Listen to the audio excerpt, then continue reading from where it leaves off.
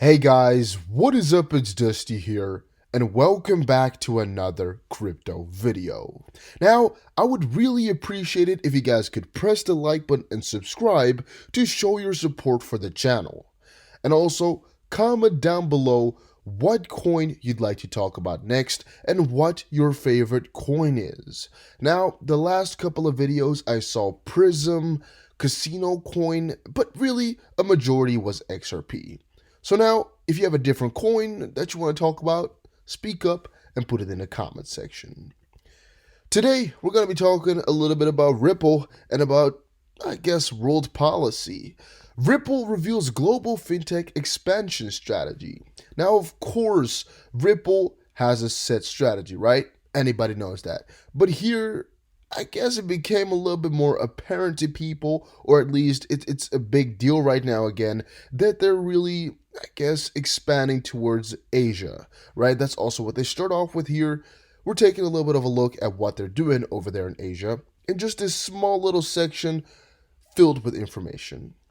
As a part of its strategic expansion, Ripple partnered with Azimo to deliver faster and cheaper payments into the Philippines. The key way in which this will be done is via Ripple's ODL, which will be processed through Azimo's platform. To quote, "We've been interested for a long time in the potential of digital assets like XRP to make cross-border payments better for customers," said Richard Ambrose, CEO of Azimo. To quote again, "Ripple's ODL solution has significantly reduced the cost and delivery time for cross-border transfers, and our customers are seeing the benefits. As more banks and financial institutions use ODL, we believe it has the potential to replace current methods of foreign exchange trading and to reduce settlement time close to zero. It's of the utmost importance to partner with companies who share the same vision and passion for changing the way that money moves around the world today," said Marcus Treacher, of course the SVP of Customer Success at Ripple. Azimo is challenging the status quo by leveraging RippleNet with ODL to provide fast, low-cost, reliable, and easy payments for its customers worldwide. Azimo's money transfer platform has over 1 million customers who are able to send money to over 200 countries worldwide. This already shows a little bit of what Ripple is doing, right? A little bit. But now, I think more important part, South Korea. Because if you guys have been updated with the crypto news, or you guys have watched some of my previous videos, I at least tried to mention a couple of times that South Korea is doing a lot right now. South Korea is doing a freaking lot right now. Here you can quickly see again, South Korea passes one of the world's first comprehensive cryptocurrency laws, basically getting a couple of regulations to a certain extent, but more so legislation passed. Really amazing. Unanimous vote. Everybody was for it. Really amazing that we're starting to see this whole revolution start to roll on the freaking snowball, with the whole effect of it really taking a bigger leap than before with bigger steps. But again, South Korea here. Ripple has made considerable strides in South Korea through the addition of Sendby, Hanpas, and Wirebarley to RippleNet. We talked about these, I believe, earlier today in one of the videos as well, but just briefly though, and I don't think it's worth to go too much into all of them as I already talked about them, but here we're gonna go just a little bit to explain about them so you have an idea of what they're all about. And again, you gotta think about the severity of this, right? Because in South Korea now, they have a better legislation, meaning that, of course, a lot more companies now have the official Go Pass to go for cryptocurrency, right? A lot of firms are now legitimized, and a lot of firms are now having better opportunities to, get better funding possibly, or not be as, quote-unquote, ashamed to talk about cryptocurrency openly at a meeting, or to admit that they're interested / already using cryptocurrency. For example, there might be more companies in South Korea already partnered with Ripple, who knows, that maybe did not get the the pass to talk about it, or maybe they do not want to, or maybe there's still something holding them back, or maybe there's a couple of parties that wanted to get to working with Ripple, but did not get the chance because not enough or there wasn't enough support, right, because of the legislation.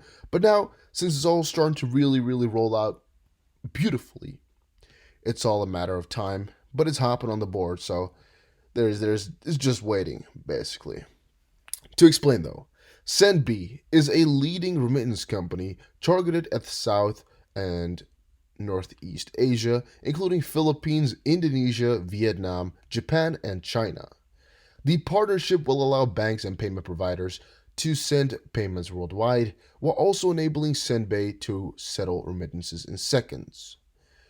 To quote, remittance outflows from South Korea have been steadily increasing over the past years to neighboring countries, especially into Southeast Asia. RippleNet, which enables remittances within seconds to customers who previously experienced difficult with unintegrated networks or distrust with existing remittance processes, will now be given a whole new world of experience.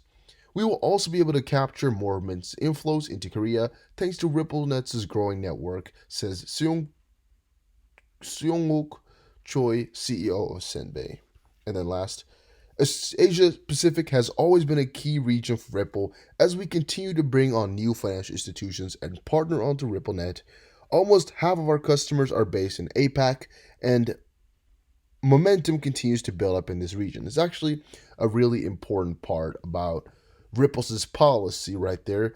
As you can see, almost half of their customers are based in APAC, and momentum continues to build up in this region. What we're seeing right now from India's latest stance, which of course is also in Asia, now Korea's stance, and maybe possibly soon China's stance, or maybe already something has happened a couple of weeks ago. I saw some announcements, but I haven't updated myself too well with the current situation these days. I think that Asia is really where the big stuff lies right now. And I think a big part of that is America is a really big entity, really big player with elections going on right now. A lot of manipulation, and they have a lot of questions right there for economy, so to speak. Like America has a lot of explanation to do to other countries, right? Then in, for example, the Netherlands, Belgium, whatever you want to pick here, we have a whole Europe that we got to discuss. And you might say like, oh, America and Europe and all these other things are connected through G20 or any other group you could think of. Yeah, well, yeah, but I'm talking about just separate entities right there. The Netherlands, it's hard for them to decide such a thing on their own because it's really got to be conform with the whole European laws and whatever the European Union thinks about it. Even if the Netherlands decides to go for, fully accepting crypto, it might not be compliant with what the European Union wants. You might have to quit out of that, in theory, right? So America is a separate union. Europe, I guess, like the whole Europe thing is just the European Union and I guess the rest, right? Which is again a kind of an entity again. But then in Asia, I think you have so many different small pieces who can decide themselves, right? In this case, I'm talking about Japan, South Korea, India, China. Even though they might all be connected through some way, shape, or form, they can all make their own legislation. They can all make their own rules about how they want to treat crypto, which might make it so these changes come faster, and also why Ripple might be focusing on those areas. That's, of course, one of the two sides. The second part, of course, is the remittance market. If you just check out a list of where remittance payments go, a ton of them go to China, a ton of them come from South Korea, or go, come from South Korea or go to South Korea. Ton of them from Japan to Brazil or the other way around, and things like that. They just are really there. In Asian countries, a lot of money is being sent. There's a lot of potential, and I think that's why really Asia is a really good region to focus on, even though, again, we don't know their complete focus. It's looking like they do have a little bit of a thing for Asia, it looks like, at least.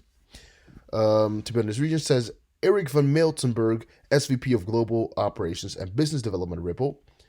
In November, we announced that Ripple has over 300 customers on RippleNet across all markets and has experienced 10 times year-over-year growth in transactions. These are but just two of the many expansion plans that Ripple plans to carry out over the 2020. Check out Ripple's website for more info. Did you know at the start of the year, Marcus Treacher, SVP of Customer Success at Ripple, shared with FinTech his predictions? Oh, never mind. Right. And then on Ripple.com, it just says instantly move money to all corners of the world. Discover why 300 plus financial institutions choose RippleNet to find customers in new markets, expand service, and deliver the best experience in global payments today. Yeah, well, there's actually so much to say about it. It's just really amazing what it's looking like right now. It looks so good. I don't even know how to address it. They're doing their thing and they're doing an amazing job at it. Completely honest, doing an amazing job at it. Is there a list on their own website of their own customers? Like all of them?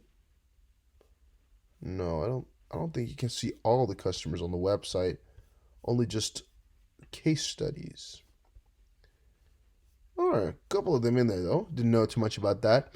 But to not make it so that we only have one article in this episode here, a tweet by Reborn was, "Must we return to the global standard?" This is actually really kind of another big of theory like this, right? Like you guys know what I'm talking about here.